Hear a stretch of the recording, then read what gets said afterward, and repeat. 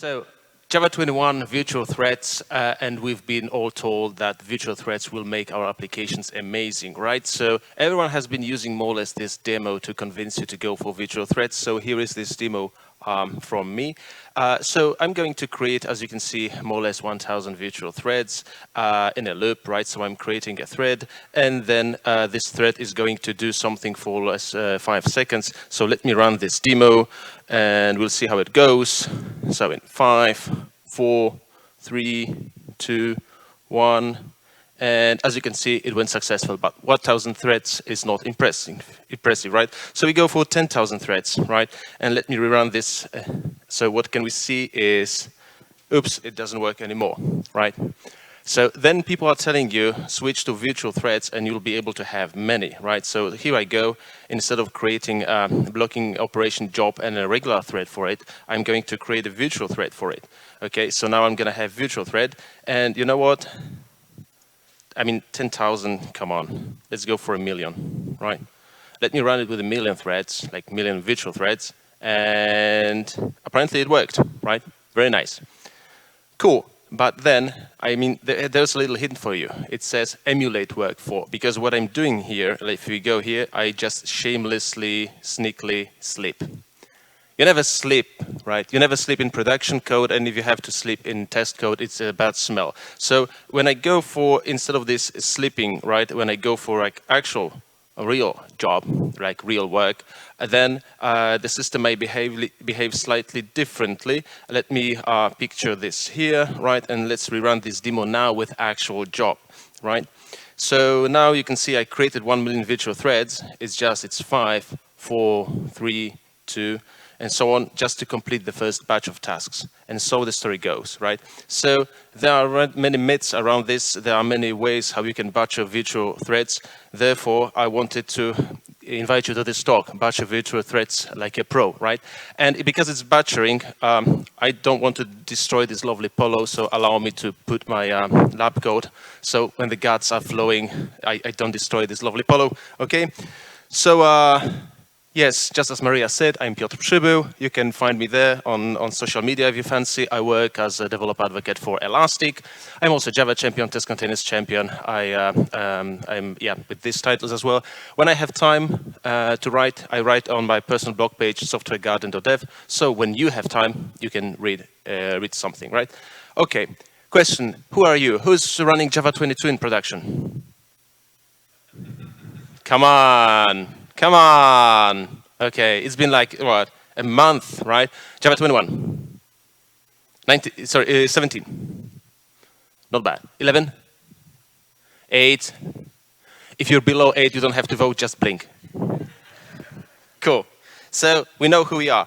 Now, little warning. Some stuff, what I'll be showing here today is, it's Java 21. I mean, some changes in Java 22 were also done, right? And also, like, if you're watching this, especially on YouTube for like subsequent Java version, I don't know, like Java 23 or later, there might be other changes, right? And also, I'm a human being. I can be wrong on certain topics, so please keep that in mind. Okay, so concurrency. Concurrency, right? Back in the day when we had to do something like, when our system had to do like 2, 3, 17 things at the same time, we used to fork processes. Only it was costly, right?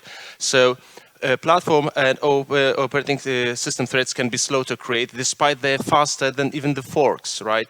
And they're in a limited number, hence we no longer can have this thread per request model that used to work like in the past. When we had like 20,000 concurrent requests, that was doable. When we have 50,000, as you can see, not so much. Who can debug a reactive stack? Don't be shy. Without IDEs. Exactly, it's like, I can do that as well. It's a kind of like difficult thing, right? And also in Java, we don't have like async or await. And if you haven't figured this by now, I kind of like annoy these people who like to play YouTube videos like twice the speed, right? So my talk is going to be like really fast, taka, right?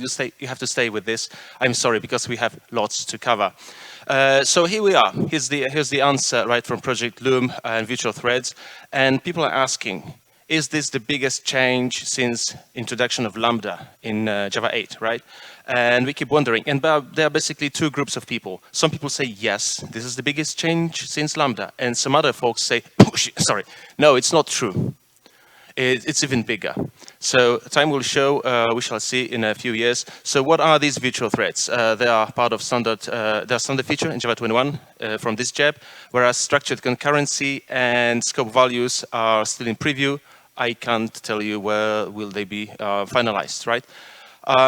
But the cornerstone of this whole project Loom, I would say, is virtual threads. So virtual threads are really the foundation of everything that's happening here, but also in other JEPs, like for example, like some parts of gatherers and whatnot. So the whole idea is like, who has been recruited as a Java developer and was asked about Thread API? Who knows Threads API more or less in general? Exactly, right? Many people. We've been doing Threads for like what? 25 years, maybe even longer, right? So the whole idea is not to reinvent the wheel, but keep everything the same API as we know it, right? You can't even create a virtual thread like a new virtual thread or something.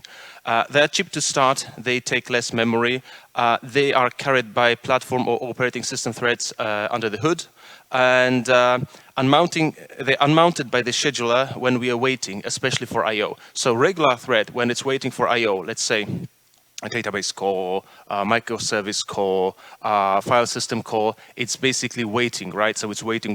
Whereas a virtual thread is taken from the carrier thread, and then when the response is ready, it's by the scheduler, it's like mounted again.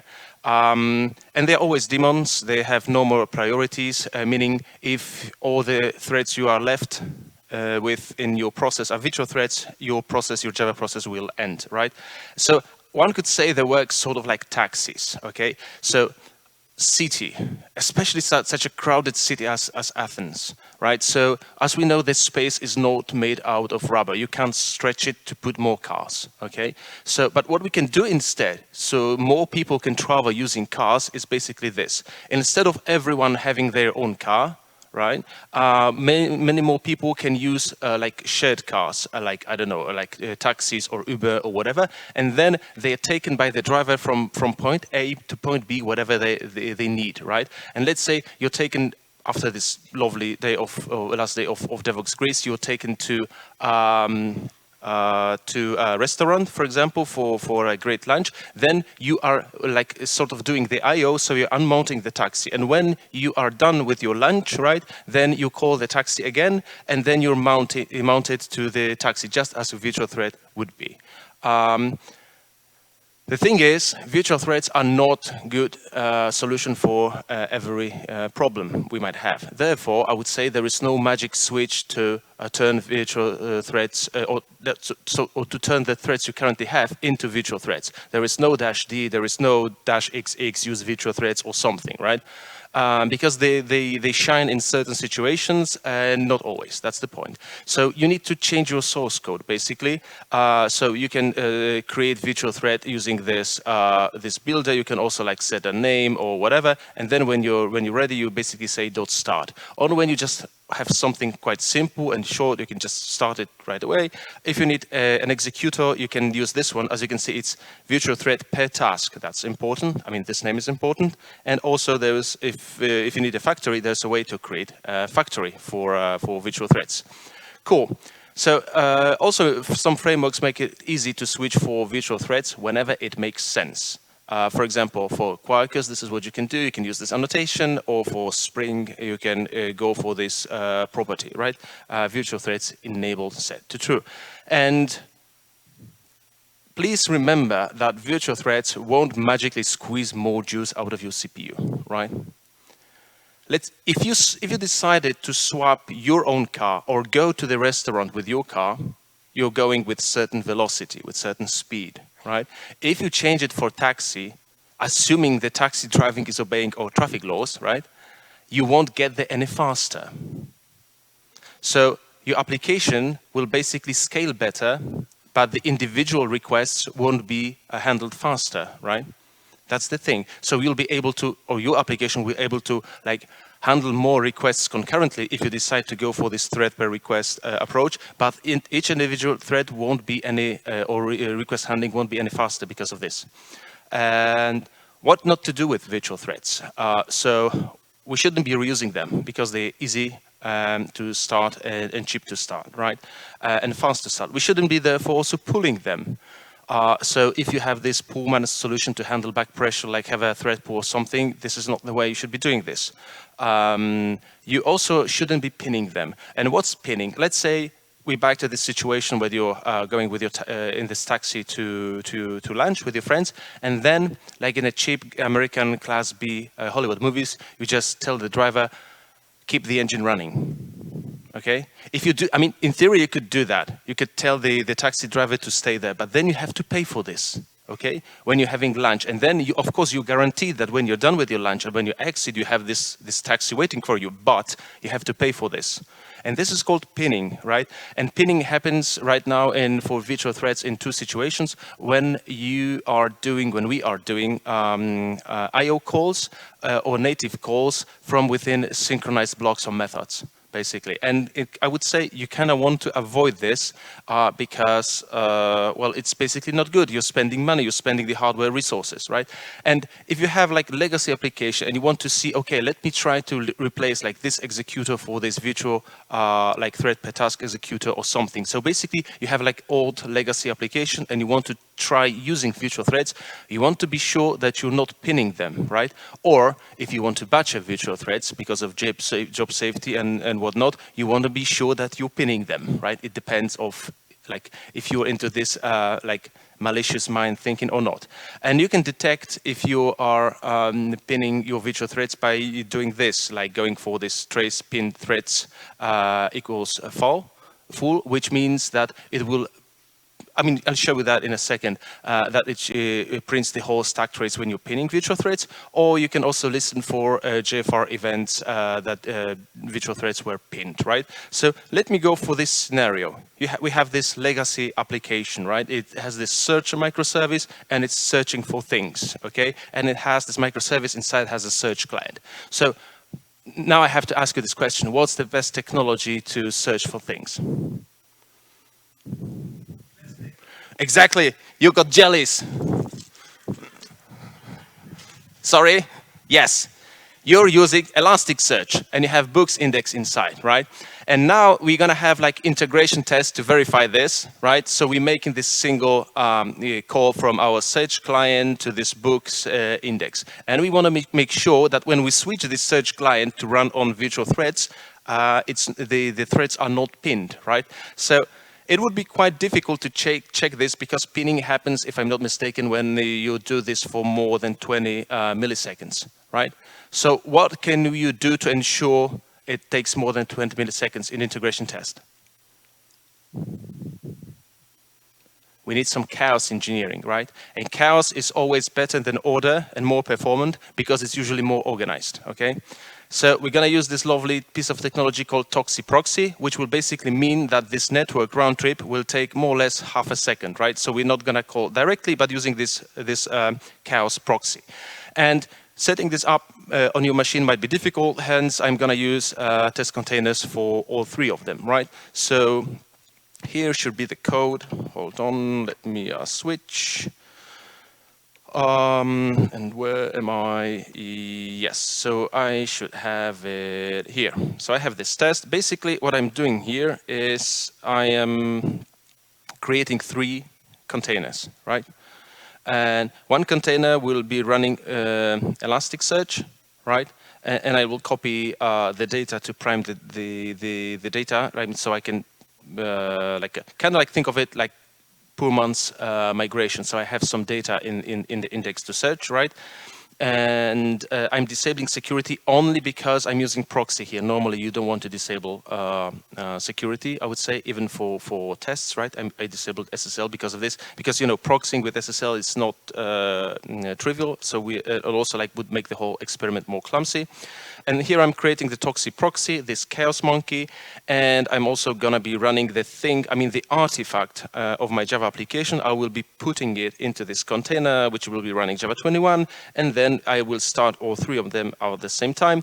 This is how I can initialize Elasticsearch with data. So if I have copied the file I have, which is this bulk and JSON, right? then I can basically go and run curl. I could do that from a Java client as well, but I'm doing this explicitly using curl because then I'm able to restart this container if I need, or sorry, I don't even need to restart this container. I can basically run this call over and over without restarting the container. That's the whole point, right? And it's gonna be really fast because I'm copying data only once, and once it's there, I just go like beep, beep, beep, and that's it. And then after I initialize this, I run, I create the this like a slow network core. I mean, so we have this proxy. See, it says 500 milliseconds and some jitter. And then I'm doing the following. I'm running my Java application with this flag enabled, right? This is basically how I tell it where to connect to. And then I check that exit code is okay, and also that the whole thing is not pinned. So now let me go for, I need to create this artifact to put in my, for my application. Let me go here and let's see if I have here, yeah. So I'm skipping tests because I want to create this artifact without any tests, because it would be like a chicken and egg problem, okay? Because it's not like a proper integration test. I created this artifact, right? And now I will be testing this artifact in here, because as you can see, I will copy it, right, inside my container and then create this whole environment, okay? So let's run this test and let's see if it's working. You see, I smell like it was already addressed. I mean, someone disabled it. Yes, let me run this and let's see what happens. The containers are starting. It takes a few seconds. Yeah, Toxic Proxy is already up, and so is Elasticsearch. And ooh, let's hope I mean, was there a demo god among Greek gods? So I could pray to that god? Okay, the test failed. Very nice, just as I expected. So now this is the output, and if you see that from the CI, it might be quite difficult. So it's nice if you can debug actually the whole thing. So let me now debug this. Hold on, now Dimitris is taking pictures, so I need to look smart. Cool. Thank you. Yeah, because there are certain pictures taken at certain conferences when I don't look quite smart, I would say, and we are both involved. Anyway, yes, I have a result. So I made this call and I have a result, because now again, like a cheap holiday movies, I went everybody freeze mode, right? So I froze the thing and I have captured the output, and here's the output you see when you go for this enable pinned. So as you can see, it is telling me I pinned my virtual thread, right, while making an IO call. And if I scroll down, it should tell me here, the monitors. So I'm pinning it in book searcher line 45. It's so nice. It's telling me when I'm doing this exactly. So let's stop this now, and let's go for this book searcher, line 54. And yes, so I'm making like a search attempt here in this line inside synchronized method. So in this very case, it's just left over. Let me delete this, right, and let me create the artifact again. And let me now rerun the test, and let's see if this test will pass this time or not.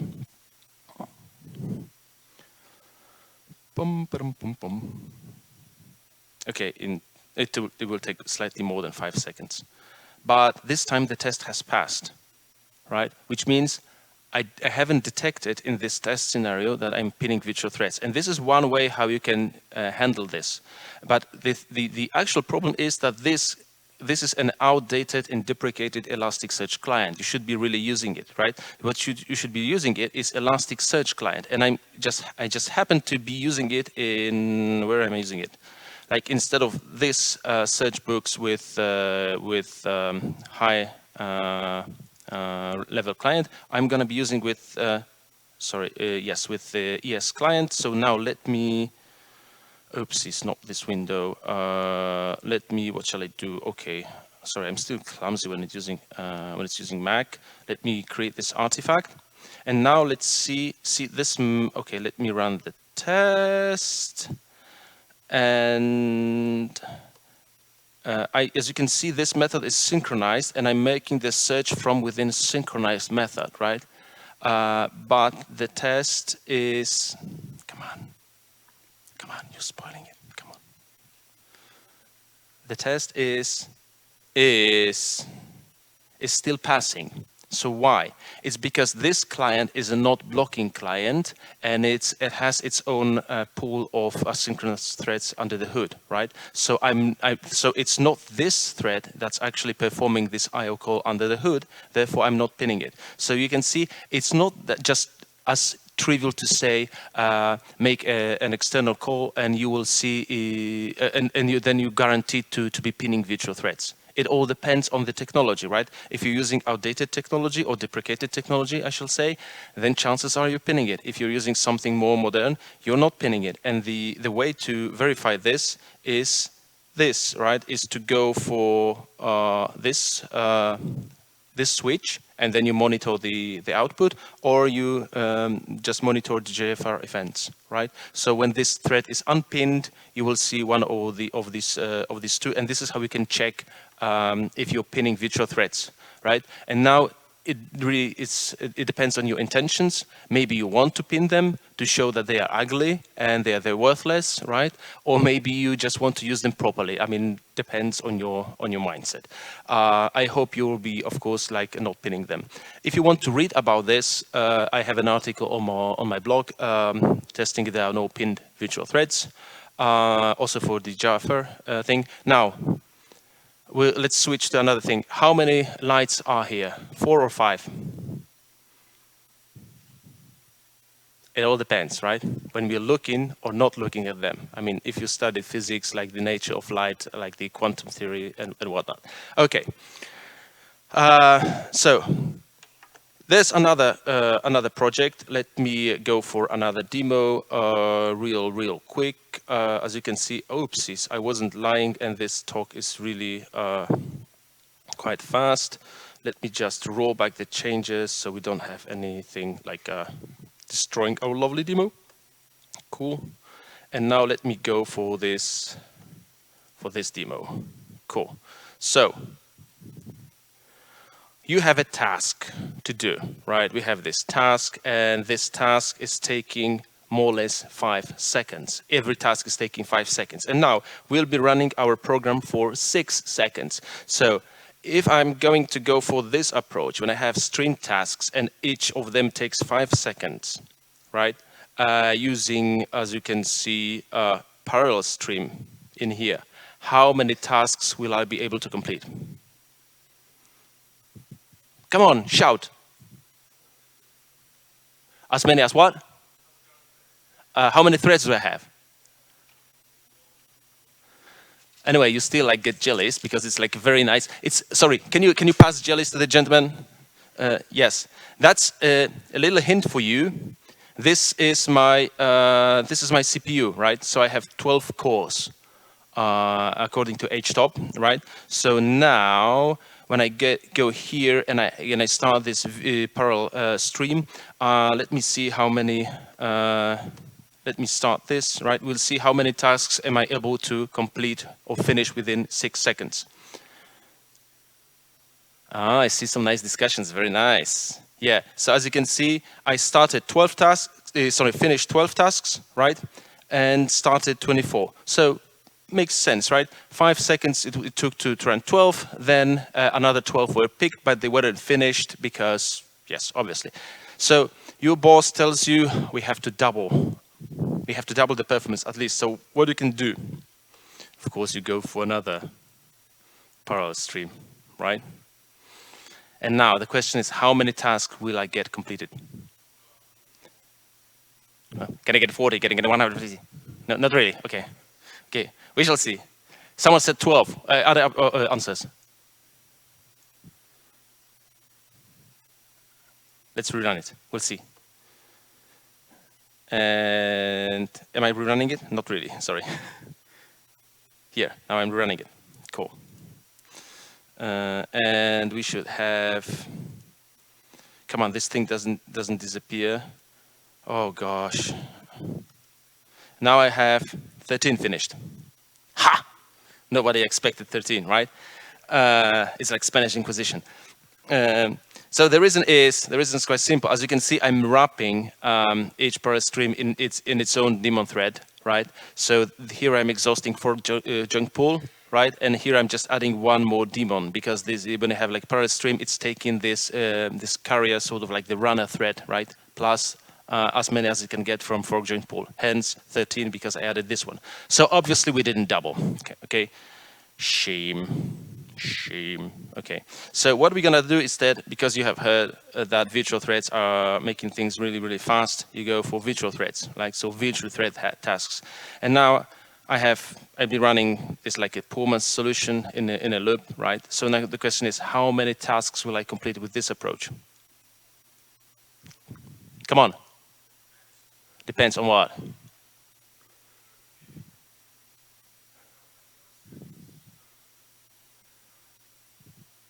Okay, I love how you get how this brainstorm is evolving, really. But taka, right? We have to like run it. Sorry.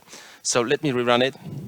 And if you paid attention to the very first demo I was showing you, you should be not surprised that it's going to be 12, because these virtual threads aren't any faster, right? They're just as fast as any other thread. They are just like managed differently, especially when I/O is involved and stuff. Okay, so now you start wondering, okay, why this task is taking 5 seconds? Okay, so maybe let's go to this task and let's do the following. Instead of just running it for 5 seconds, let's chop this activity for like 5 individual steps. So 1 second, so, and let's go. Let's report every time that I'm like at this step, right, at this stage. So I have this report method. It's just I need to enable my logger to also go for fine logging. So here I'm using yes, this Java logging. So I set level that the level is going to be fine. Now, how many tasks will I complete within 5 seconds? 12? Can I get more? Can I get less? 16, 0. Like, oof, very nice. Let's see. And honestly, I don't know, because every time I get like a different number. As you can see, this time we got 4. And I see your big eyes open, asking like, what the heck? Like, we didn't do anything. We just chopped the whole darn thing, right? We, instead of just doing it like for 5 seconds continuously, we just running it for 5 seconds in 5 steps and reporting the steps. I mean, we should be reporting the steps, but they're not here. Why? All right, and here's the thing. So if you pay close, if you want to take a deeper look at virtual threads using logging, it changes the way the system behaves. Why? I can't hear you. Exactly, because I/O kicks in. They get you jealous, sir. Sorry. Oops. Almost there. I'm better at throwing exceptions than jealous, sorry. Yes, exactly. Every time I'm doing this, I/O kicks in. Okay, I/O kicks in. And what does it mean when I/O kicks in? Let's go back to the slides. And it might be this situation. Have you ever been to a big game or a big concert, or basically a place where a lot of people were? Or a situation where a metro is on strike? And suddenly everyone wants to call a taxi, right? And now, let's say you went to this restaurant, again, in a taxi. And obviously, I don't know how taxis or Uber work, like especially here in Greece, but is it the way that when you went to the restaurant in a taxi, you're guaranteed higher priority than every other person who hasn't been using taxi this day? Not really, right? It's just like you're starting from point 0. And this is exactly what happened here, right? When we go for reporting that I'm at this step, I'm unmounted from my carrier thread, I exit the taxi, right? And then when I want to get into the taxi after I'm done with logging, I'm just equal to everybody else. The threads that haven't started yet, right? The tasks, or the ones that are almost like as much advanced as the other ones. So let me go. Maybe I can show you that real quick. What happens if we go for this other approach, or not this? Yes, this thing, and let me apply this. Oh, git on stash failed. What again? Maybe I won't show you this. Hold on. Where is it? Maybe I have some other changes and that's why it's not working. Let's try apply now. Yes, okay, it worked now. Cool. And how do I close this? Like this. Okay, cool. So let me run this example again. Oops. Come on, stop and rerun it like from scratch so we know what's happening. Oh, it's not even running here. It cannot. What? That's kind of like unexpected. Null pointer exception. Now it wasn't in this demo. Come on. Let me do it again, like slowly. Okay, cool. We go here. We go here. We apply the, because if I start like typing, we don't have enough time. I mean, I love Devoxx grids, but 40 minutes for virtual threads, come on. Let's run it again. Okay, now it's running, cool. So what's happening now is, yes, as you can see, now I have, just as our intuition would tell us, I have first batch finished for 5 seconds, and then in this remaining second, the threads went into, the next batch went into the second stage, right, of processing. It's just when I enable this logging, which means I'll go for this IO, and in the report method, we should see, where is it? Let's go for the report method, and we enable this, this thing, and now we rerun it. So meaning we pay we take a closer look at the virtual threads. Now you can see how the processing is scattered among them. So these are finished, and this one is finished, right? This made it to step 5, right? But like instead of like making it finished, for example, this one went to step 3, or maybe this one went to step 4. I can't tell you. And I have this information because I went into like Pullman's very naive approach of monitoring, which is I have basically a tree map, and in this reporting method, come on, where is it? Report. What I do is I put the current stage into this tree map, and then I'm basically like printing this map, right? So this is how you can see, and I still don't see the output on the individual things because I would need to go for the console and whatnot. So as you can see, looking, if you want to debug like this, because this is the approach we had for years, right? You go for debug, debug 1, debug 2, debug absolutely final, and you rerun the thing at CI, right? And it's not the way you should be doing this with virtual threads, because every time when you introduce IO, you exit the taxi, right? The scheduler unmounts your virtual thread. And then when you want your virtual thread to be mounted, it has to compete with every other wannabe passenger of a taxi, okay? That's an important thing to remember.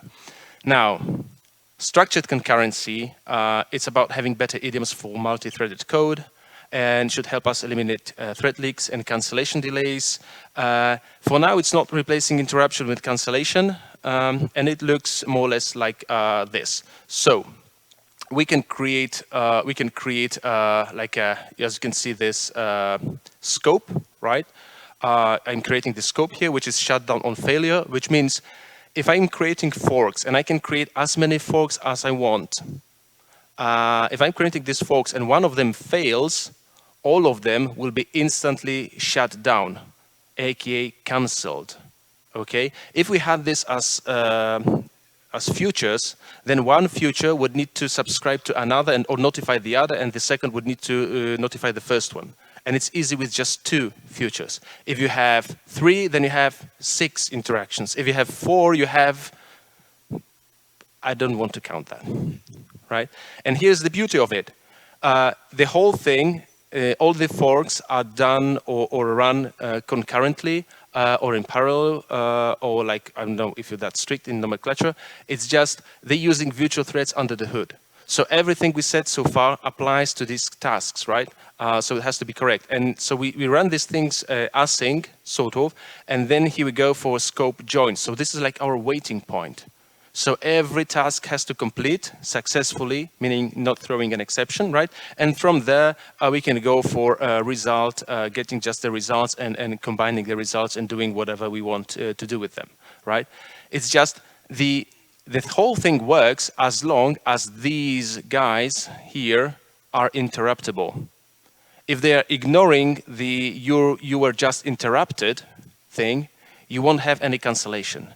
So that's important as well. If you want to batch a structured concurrency, you just make sure that these things are not interruptible.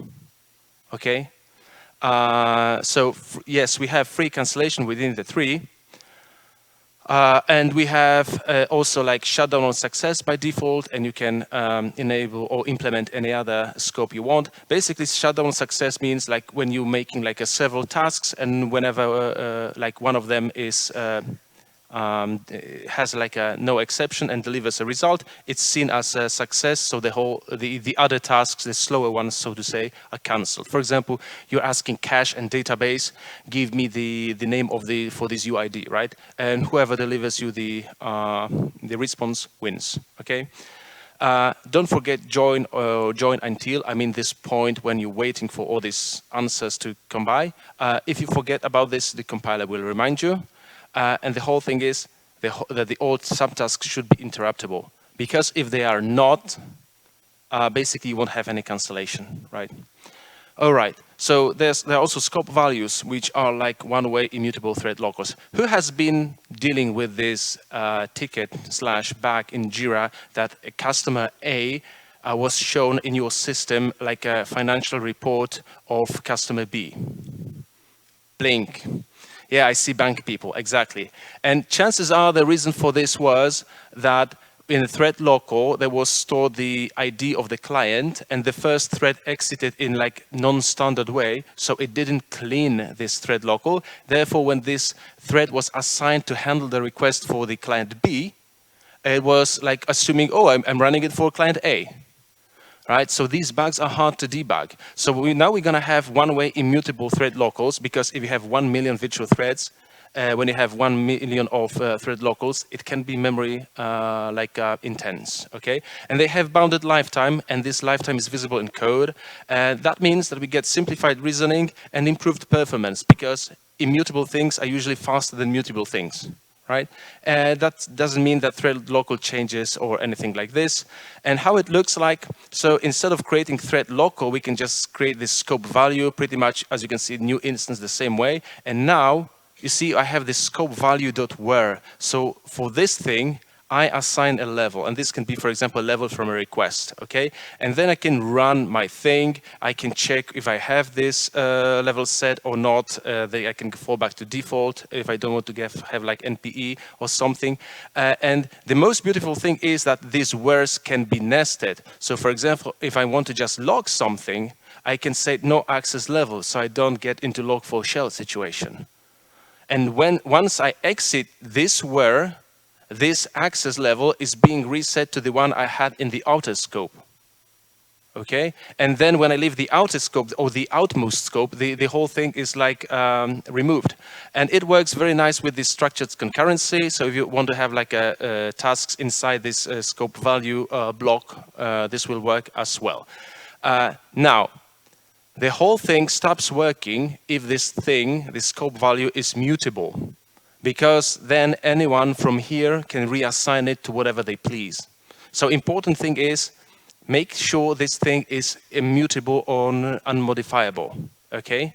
If it's just an array list, I would say sooner or later you're screwed, okay? Or unless maybe you want to keep it this way, because then you're the guru who knows how the system can be violated, okay? So the scope values work nicely with structured concurrency. They can use run or call, where it can be nested, and they work nicely as long as you don't mutate the darn thing, okay? So make sure that the thing cannot be mutated. So now, how can we butcher virtual threads and their friends? We can use virtual threads mainly for CPU intense tasks. We can swarm tasks without any flow control.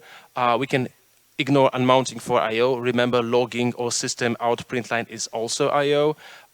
We can pull, reuse, and mix virtual threads with synchronized and native.